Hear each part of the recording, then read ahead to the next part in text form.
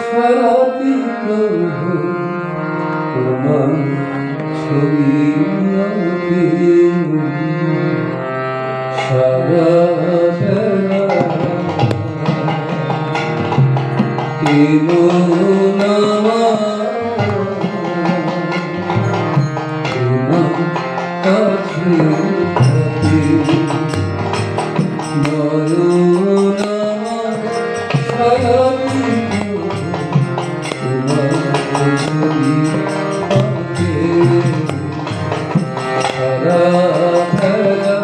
থাকে রাত 3টে, 3:30 বসতেই হয়, কারণ জীবনটা আমার, জীবনটা কিন্তু আমার স্ত্রীর নয়, আমার মায়ের নয়, বাবার নয়, ভাই বোনের নয়, পরিবেশের কারণ নয়, জীবনটা আমার।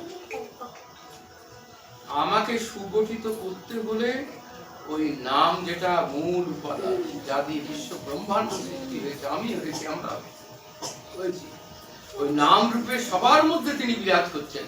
যার দীক্ষা হয়নি তার মধ্যেও তিনি আছেন, কিন্তু সৌভাগ্য আমাদের যে তাকে পেয়েছি।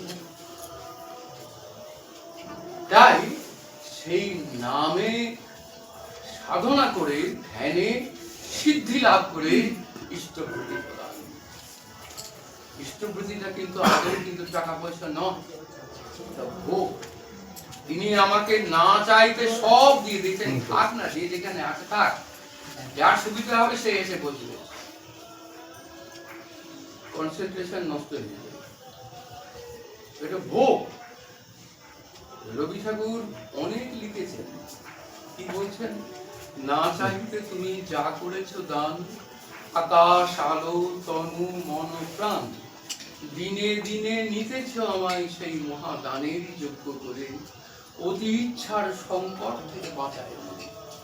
অনেক বাসনা আমার থাকে, কিন্তু তিনি দয়া করে সরিয়ে দেন যাতে আমায় বিপর্যয়ের মধ্যে না দিই। আমার আকাঙ্ক্ষাগুলোকে তিনি আগুনে যে পা দিতে যাচ্ছি সেখান থেকে রক্ষা করছেন। কখন? যদি ওই নাম ধ্যান আর ইষ্টপ্রতি আমার ঠিক থাকে, এটা হচ্ছে বেশি কিছু।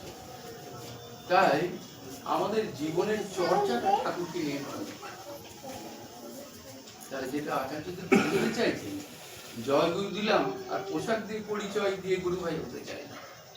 আমার আচার আচরণে আমি যে নাম ধ্যান করি কিনা, আমার চরিত্র, আচার আচরণ, চেহারা বলে দেবে যে আমি নাম ধ্যান করি। আমি প্রার্থনা করি আমাদের ঠাকুর জীবন্ত হয়ে উঠুক। প্রত্যেকটা মানুষকে জীবনের এই প্রয়োজন আছে ঠাকুরকে, নতুবা এই মনুষ্য জীবনের সার্থকতা কিছু নেই।